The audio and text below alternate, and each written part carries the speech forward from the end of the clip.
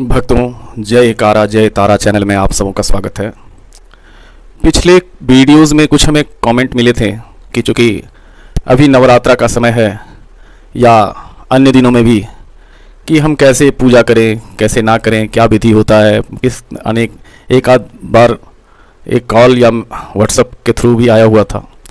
तो इसी चीज़ को मैं थोड़ा सा अपने दर्शकों को समझाते हुए मैं ये बताना चाहता हूँ कि आप लोग पहले ये समझें कि पूजा, अगर आप जानना चाहते हैं कि पूजा कैसे करें, तो पहले ये जानिए कि पूजा कितने तरह के होते हैं। वस्तुतः पूजा 3 तरह के होते हैं। 3 तरह के मतलब 3 तरह से पूजा किए जा सकते हैं, किए जाते रहे हैं।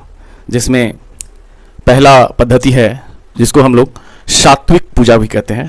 सात्विक, राजसिक और तामसिक, ये 3 पद्धति हैं पूजा करने के।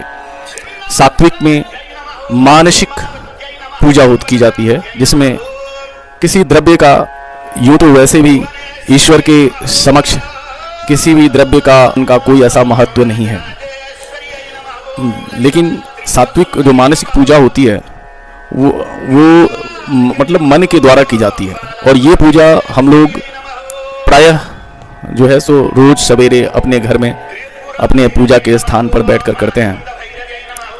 तो इस पूजा में जो भक्त होता है और उनके जो इष्ट होते हैं वो बिल्कुल अकेले में आमने सामने बैठकर अपनी भावों को अपने प्रभु को सुनाते हैं और प्रभु उनकी वह भावना को स्वीकार करते हैं। ये सात्विक पूजा के अंतर्गत आती है। इसके बाद दूसरी जो विधि है वो है राजसिक पूजा। राजसिक पूजा जैसे अभी इन दिनों भी दुर्गा पूजा का समय है, तो सभी जो हिंदू सनातनी हैं अन्य लोगों के साथ भी मिलकर एक जगह पूजा पंडाल वगैरह की व्यवस्था करते हैं और वहाँ माता की चिन्मयी मूर्ति को स्थापित करते हुए 9 दिन की आराधना बड़ी भक्ति भाव से धूमधाम से करते हैं। इसमें नाना प्रकार का समर्पण भी होता है, द्रव्यों का नाना प्रकार से गाजा बाजा ढोल अन्य जो है सो आकर्षण इत्यादि वहाँ उपलब्ध कराए जाते हैं। तो ये सारे जो पूजा हो गए ये राजसिक पूजा के अंतर्गत ही आता है। और जो तीसरी और आखिरी विधि है वो है तामसिक की। तामसिक विधि से पूजा, तामसिक पूजा एक स्टेप इसमें और आगे बढ़ जाता है, जैसे जिनमें हम जीव समर्पण का काम करते हैं। जीव समर्पण अर्थात बलि देना। बलि विभिन्न प्रकार से विभिन्न युगों में दिए जाते रहे हैं और आज भी कुछ तंत्र के साधक कुछ जीवों का बलि देते हैं। एवं कुछ ऐसे भी हमारे साधक हुए हैं इतिहास में जिन्होंने ईश्वर को प्रसन्न करने के लिए उन्होंने तो अपना ही सिर को समर्पण कर दिया था। तो वो तांत्रिक पूजा पद्धति कहलाती है। तो ये बात आपको क्लियर हो जाना चाहिए कि सब पूजा 3 तरह की होती हैं, सात्विक, राजसिक और तामसिक। सात्विक जो पूजा होती है वो मानस पूजा कहलाती है। मानसिक पूजा, उसमें द्रव्य का कोई मूल्य नहीं होता। ये और बात है कि हमारे पास कुछ द्रव्य जैसे जल, चंदन, पुष्प, धूप, दीप, नैवेद्य आदि होते हैं, तो हम दैनिक पूजा में उन्हें समर्पण करते रहते हैं। लेकिन मानसिक पूजा में इसकी कोई वस्तुतः आवश्यकता भी नहीं है। ये कैसे, मैं आगे बताऊंगा। राजसिक पूजा में द्रव्य की बहुत ही आवश्यकता है, क्योंकि जब हम एक जगह इकट्ठा होकर के और एक जगह कहीं मंदिर स्वरूपा कोई पंडाल बनाते हैं, उसमें माता की चिन्मयी मूर्ति या किसी भी देव देवी की चिन्मयी मूर्ति हम स्थापित करते हैं, तो उसके अब उनकी विधि नियम सब लागू हो जाते हैं उनके साथ साथ। तो वहाँ पे वो राजसिक पूजा होती हैं। राजसिक पूजा, उसमें विभिन्न प्रकार के द्रव्य, फूल, मिठाइयाँ, बहुत सारे जो है सो नाना प्रकार के कर्मकांड उसमें मिल जाते हैं। तो ये सारे कर्मकांड राजसिक पूजा में किए जाते हैं। और तामसिक मैंने बताया आपको कि जिसमें बलि आदि का प्रयोग होता है, जो एक तरह से हठ योगी करते हैं, तो वो तामसिक पूजा कही जाती है। लेकिन हमारे विभिन्न महापुरुषों, ऋषि मुनियों एवं सिद्ध संतों ने यही बताया है कि जो तीनों पूजा में जो सबसे उच्च श्रेणी की पूजा है वह सात्विक पूजा ही है। सात्विक अर्थात हम बड़े शुद्ध मन से, पवित्र शरीर से दैनिक जीवन में, रोज़मर्रा के जीवन में अपने आप को ढालते हुए, अपने सारे कर्म को करते हुए 5 मिनट, 10 मिनट, 15 मिनट, आधे घंटे, जो भी आप हमारे पास समय उपलब्ध होता है, उस समय हम अपने प्रभु के पास बैठ जाते हैं और उनसे जो भी आप किसी भी भाषा में, आपकी अपनी कोई भी भाषा हो सकती है। देखिए, मंत्र सिर्फ जो होते हैं वो बीज मंत्र हैं, जो बीज आपके गुरुओं द्वारा आपको प्राप्त हुआ होगा, या अन्य देवी देवताओं के भी जो मंत्र हैं वो सिर्फ बीज मंत्र हैं। बाकी जितनी भी स्तोत्र हो, श्रुतियाँ हो, ये या संस्कृत के सभी भाषा ही हैं। उन भाषाओं का बहुत ज़्यादा महत्व नहीं है। आप किसी भी भाषा में आप जो है सो उनकी विनती कर सकते हैं, उनसे बातें कर सकते हैं। और प्रभु, ये कहा जाए कि आप मन से कहें, मुख से कहें तभी सुनेंगे, ऐसी बात नहीं है। वो गूंगे की आवाज़ भी सुनते हैं जो बोल नहीं सकता। तो इस तरीके से जो सबसे अच्छी पूजा वही है जो आप सात्विक रूप से घर में करते हैं। तो सात्विक पूजा का विधान ये ऐसा है, जो मानस पूजा कहलाती है, कि इसमें अगर हमारे पास कुछ निवेदन करने के लिए द्रव्य है तो जिस भी देवी देवता को हम पूजा करते हैं पहले उन्हें ध्यान करें, और ध्यान उस स्वरूप का करें जिस स्वरूप का आप पूजा कर रहे हैं। फिर उनका आवाहन करते हैं, आवाहन अर्थात उनको बुलाते हैं।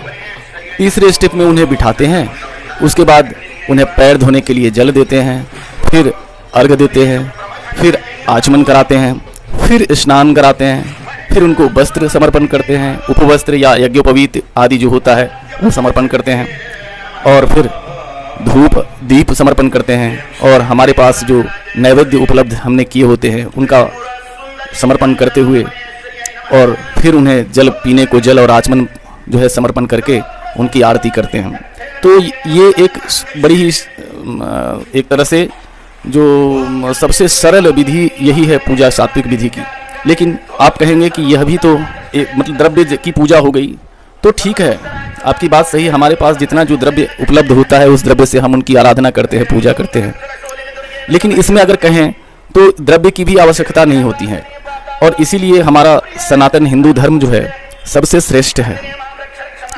तो द्रव्य की आवश्यकता इस सेंस में, इस कारण नहीं होती है कि हम जब पूजा करते हैं, जो हम सात्विक पूजा करते हैं, उसमें 2 तरह के मंत्र बोले जाते हैं। अगर हमारे पास कुछ साधन है तो हम उनको समर्पयामी कहते हैं, और अगर हमारे पास कुछ देने के लिए नहीं है, उपलब्ध नहीं हो सका, या हम उसके हम लायक ही नहीं है कि हमारे पास कुछ है जो मैं माता को या अपने ईष्ट को समर्पण करूं, तो भी हम उस वस्तु का कल्पना करते हुए उनका समर्पण करते हैं, और प्रभु उसी चीज़ को स्वीकार करते हैं। जैसे आप देखिए, बीज मंत्रों से 5-6 जो बीज मंत्र है, उन्हीं मंत्रों से हम जैसे कहते हैं कि लंग तत्वात्मक गंधम समर्पयामी। अगर हमारे पास गंध होता है तो हम गंध चढ़ा देते हैं, और नहीं होता है तो इसी मंत्र को हम यूं कहते हैं, लंग तत्वात्मक गंधम परिकल्पयामी। आप उसकी परिकल्पना कर रहे हैं कि हम आपको ये गंध अर्थात चंदन समर्पित कर रहे हैं। उसी तरह हंग तत्वात्मक पुष्पम समर्पयामी।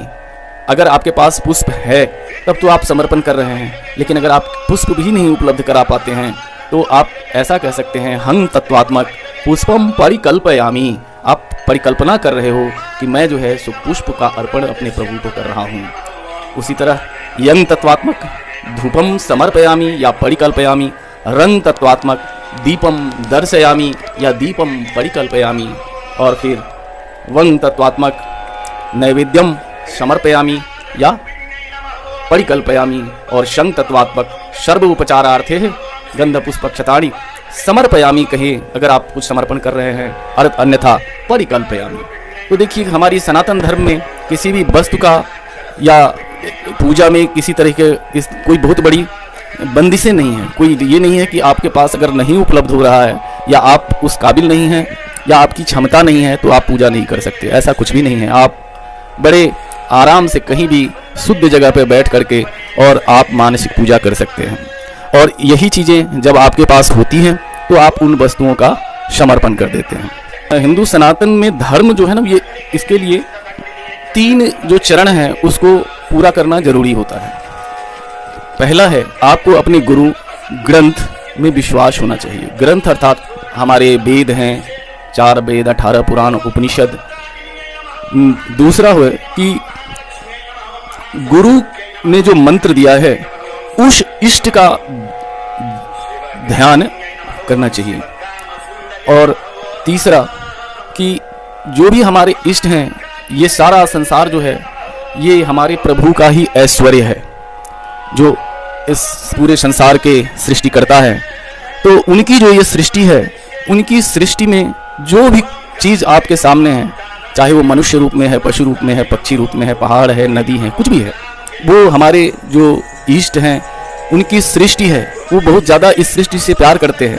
तो इस सृष्टि की सेवा, ये 3 चीज़ अगर हम करते हैं तभी हम धार्मिक कहे जाएंगे, क्योंकि धर्म का ये 3 अंग है और ये तीनों अंग एक हिंदू सनातनी को अवश्य ही उसका पालन करना चाहिए। मैं फिर से बताता हूँ आपको कि गुरु एवं ग्रंथ जो हमारे, इनमें विश्वास होना चाहिए। अपने गुरु एवं जो ग्रंथ हैं, वेद पुराण उपनिषद, इनके वाक्यों में विश्वास। दूसरी, जो हमारे गुरु ने एक मंत्र दिया है, उस मंत्र के जो इष्ट देवता है, इष्ट देवता का जप एवं उनके स्वरूप लीलाओं का ध्यान होना चाहिए। और तीसरा, जो हमारे इस चराचर प्रभु, जो हमारे इष्ट देव द्वारा ये जो रचित ब्रह्मांड है, इस ब्रह्मांड की में जो कुछ भी चीज़ें उपस्थित है, उनको बड़े ही स्वच्छ हृदय से सबकी सेवा भाव मन में होना चाहिए और जहाँ तक बन सके अवश्य ही करते रहना चाहिए। अगर ये 3 चीज़ें साथ में मिल जाती हैं तो निश्चित ही आप धर्म की तरफ जा रहे हैं। अन्यथा हिंदू सनातनी वंश में उत्पन्न होने के कारण आप हिंदू धर्म को प्राप्त कर रहे हैं, ऐसा नहीं है। धर्म को प्राप्त करने के लिए ये 3 विधियां बहुत ही किसी भी हिंदू सनातनी को जरूर ही अपनाना चाहिए। ठीक उसी तरह सेवा, जिस तरह एक माता अपने बच्चों को प्यार करती है लेकिन बच्चे को ही प्यार नहीं करती, बच्चे का अगर कोई भी सामान हो, खिलौना हो, तो उसे देख करके भी उन्हें वही अपना बच्चा याद आता है और उस वस्तु को वो उतना ही प्यार करती है। कोई उनका बच्चे का वस्त्र कहीं पड़ा हो तो उससे भी वो इतना ही प्यार करती है जितना वो अब अपने बच्चे से करती है। ठीक इसी तरह जो हमारे इष्ट देवता है, जो हमारे पूजनीय, जो हमारे भगवान हैं, ईश्वर हैं, और उनके द्वारा जो ये ब्रह्मांड रचित है, मतलब इस ब्रह्मांड को, इस सृष्टि को वो बहुत ज़्यादा प्यार करते हैं। और जिन्हें वो प्यार करते हैं उन्हें हम सभी को प्यार करना ही चाहिए, उनकी सेवा करना ही चाहिए। तो ये जो 3 है, तो पहली तो आ गया कि गुरु और ग्रंथ में विश्वास। दूसरी जो ध्यान। अब ध्यान के बारे में आपको थोड़ा सा बताऊं कि सभी शास्त्रों के निचोड़ में भगवान श्री कृष्ण ने गीता में यह एक श्लोक कहा था अर्जुन जी से कि पूजा कोटि समं स्तोत्रं स्तोत्र कोटि समं जपः जपः कोटि समं ध्यानम ध्यान कोटि समालयः।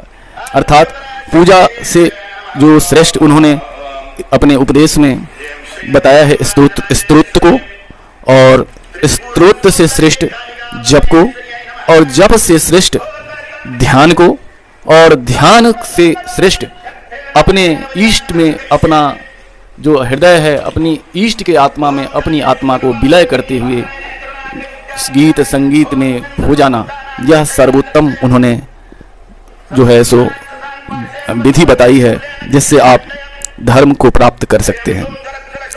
तो आज मुझे लगता है कि चूँकि पूजा, प्रार्थना, अर्चना, आराधना, ये सब चीज़ें ठीक इसी मार्ग में होती है, लेकिन साधना का मार्ग कुछ अलग है। इसलिए ये हम सामान्य पूजा की बात करते हैं, तो इसमें आप जो है सो साधना एक अलग वस्तु होती है। तो उसके बारे में कभी और हम चर्चा करेंगे आपसे कि साधना क्यों अलग है, कैसे अलग है, और साधना किस तरीके से आयोजन करना चाहिए, किस तरीके से करना चाहिए, क्यों करना चाहिए या करना भी चाहिए या नहीं करना चाहिए। इन सभी बातों का हम आगे आपको इसके बारे में जानकारी देंगे। लेकिन सामान्यतः हम सभी भक्तों को ये बताते हैं, पूजा, अर्चना, आराधना इत्यादि का यही नियम है कि आप जितना ही सात्विक होकर के अपने प्रभु को, अपने इष्ट को याद करेंगे, उतनी ही सात्विकता से आपको आपके प्रभु उस पूजा को ग्रहण करेंगे और आप पर सतत उनकी कृपा बरसेगी।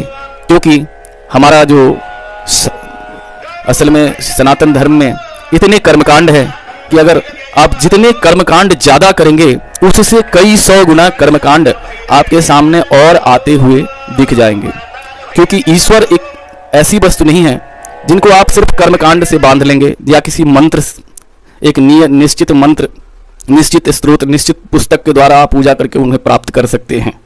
ईश्वर बस मन की पूजा से संतुष्ट होते हैं, और आप में उनके प्रति कितनी भक्ति है, कितना समर्पण है, आप कितना उन पर ध्यान, उनकी लीलाओं का ध्यान करते हैं, और आप कितनी जीव की सेवा करते हैं, यही आपको अपने धार्मिक होने का एकमात्र एक जो है सो आपको उपलब्धि देता है, और इसी से आपके ऊपर प्रभु की कृपा भी बरसती है।